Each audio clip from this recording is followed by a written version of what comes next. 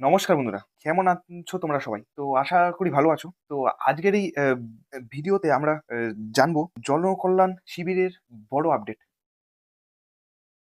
দেখো, পশ্চিমবঙ্গ সরকারের জনকল্যাণ শিবির নিয়ে চলে এসেছে বড় আপডেট। তো তোমরা যারা নতুন সরকারি প্রকল্পের সুযোগ সুবিধা নিতে চাও, তো তাহলে আজকের এই ভিডিওটা তোমরা একদম মিস করবে না। তো দেখো, পশ্চিমবঙ্গ সরকার ঘোষণা করে দিয়েছেন যে খুব শীঘ্রই জনকল্যাণ শিবির চালু করা হবে। রাজ্যের কোন জায়গায় এই জনকল্যাণ শিবির করা হবে? তো বলা হয়েছে যে রাজ্যের প্রতিটি ব্লক পৌরসভার যে সমস্ত স্তর আছে সেই সমস্ত স্তরে জনকল্যাণ শিবিরটি করা হবে।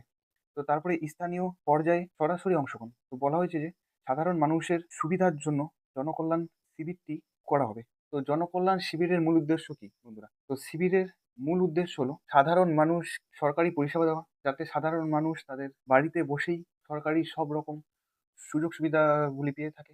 সেই জন্য তারপর হলো আবেদন গ্রহণ, আর তার সাথে দ্রুত সমস্যা সমাধান। তো বিভিন্ন সরকারি প্রকল্পের নতুন আবেদন জমা, আর তার সাথে পুরনো যে সমস্ত সরকারি আছে, তো সেই সরকারি প্রকল্প সমস্যার সমাধানও এই জনকল্যাণ শিবিরে করা হবে। তো বন্ধুরা, চলো এবার দেখে নিই যে তোমরা জনকল্যাণ শিবিরে কি সুযোগ সুবিধা পাবে বা কি প্রকল্পর জন্য তোমরা জনকল্যাণ শিবিরে যেতে পারবে। তো প্রথম হলো তোমাদের অন্নপূর্ণা যোজনা। তো তোমরা যারা হলো এখনো পর্যন্ত অন্নপূর্ণা যোজনা করোনি, তো তারা সেই অন্নপূর্ণা যোজনাটা জনকল্যাণ শিবিরেই করতে পারবে।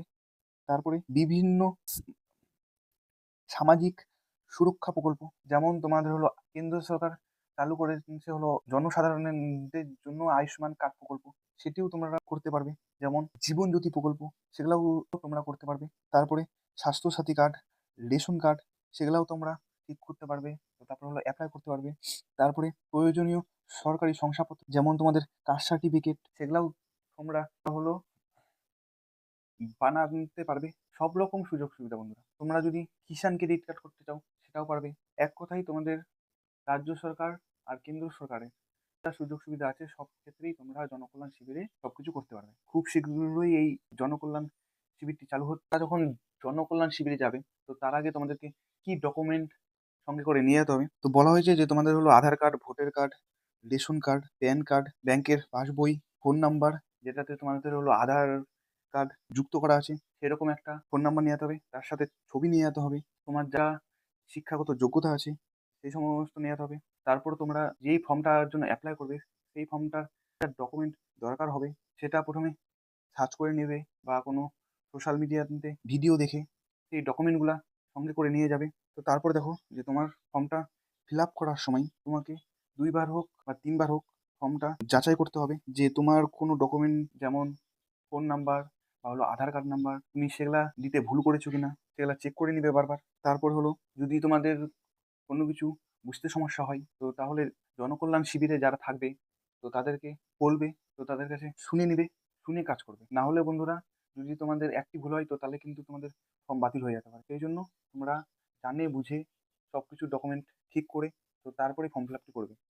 তো চলো এবার দেখে নিই যে জনকল্যাণ শিবিরে নতুন সুবিধাগুলি কি দিচ্ছে আর তোমাদের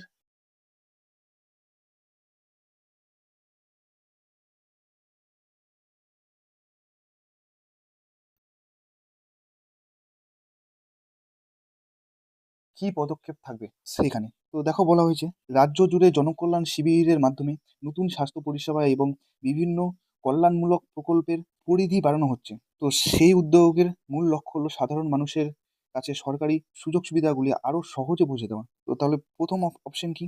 শিবিরের নতুন সুবিধাসমূহ। প্রথমে বলা হয়েছে যে জনকল্যাণ শিবিরে স্বাস্থ্য পরিষেবা দেওয়া হবে, নতুন করে চালু করা হচ্ছে স্বাস্থ্য পরিষেবা। যদি সাধারণ মানুষ যদি কোনোভাবে অসুস্থ হয়ে যায়, সেই ক্ষেত্রে জনকল্যাণ শিবিরটি যদি দেখা গেল গরমের টাইমে হচ্ছে, সেই ক্ষেত্রে সাধারণ মানুষের যাতে কোনো প্রবলেম না হয় সেটিও সরকার দেখছেন। আর তার সাথে জনকল্যাণ শিবিরে আরও বেশ কিছু প্রকল্প নতুন করে যুক্ত করা হবে, সেটিও বলা হয়েছে। তো তারপরে বন্ধুরা দেখো যে তোমাদের কর্তব্য কী থাকবে। শিবিরের তারিখ সম্পর্কে সচেতন থাকা, যে দেখা গেল যেই তারিখে শিবির হচ্ছে, তো তোমরা সেই তারিখ জানো না, তো তার ২ দিন পরে বা ৩ দিন পরে তোমরা শিবিরে যাচ্ছ, তো তারপরে তোমরা শুনছো যে শিবির শেষ হয়ে গেছে। তো সেটি যাতে একদম ভুল না হয় তোমরা, তো সেই জন্য ডাব্লিউ বি ভাইরাল জব চ্যানেলটিকে সাবস্ক্রাইব করে দাও, যে যাতে তোমার অঞ্চলে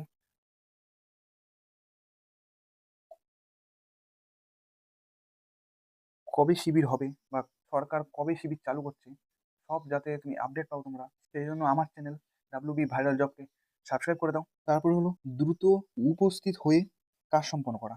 যখন শিবির চালু হবে 10টা থেকে, থাকবে হলো সন্ধ্যা 6টা অবধি। তো তোমরা চেষ্টা করবে যে যাতে খুব তাড়াতাড়ি সকাল 8টা হোক 8:30 হোক এই টাইমের মধ্যেই তোমরা চলে যাবে, কারণ তোমরা ভালো করেই জানো যে শিবিরে কত পরিমাণ ভিড় হয়।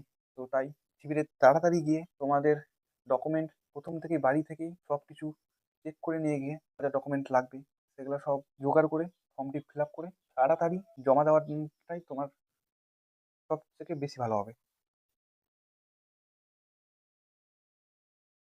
তো বন্ধুরা, পরবর্তী সময়ে যদি রাজ্য সরকারের তরফ থেকে জনকল্যাণ শিবির নিয়ে কোনো রকম ঘোষণা হয় যে কবে থেকে চালু হচ্ছে, কোথায় চালু হবে, সবকিছু তোমরা এই ডাব্লিউবি ভাইরাল জব চ্যানেলটিতে পেয়ে যাবে। তো তাই আমার চ্যানেল ডাব্লিউবি ভাইরাল জবকে সাবস্ক্রাইব করো। ভিডিওটি যদি তোমাদের ভালো লাগে তো তাহলে একটি লাইক করো, বন্ধুদের সাথে শেয়ার করো। তার সাথে যদি তোমাদের কিছু ডাউট থাকে তো তাহলে অবশ্যই কমেন্ট করো।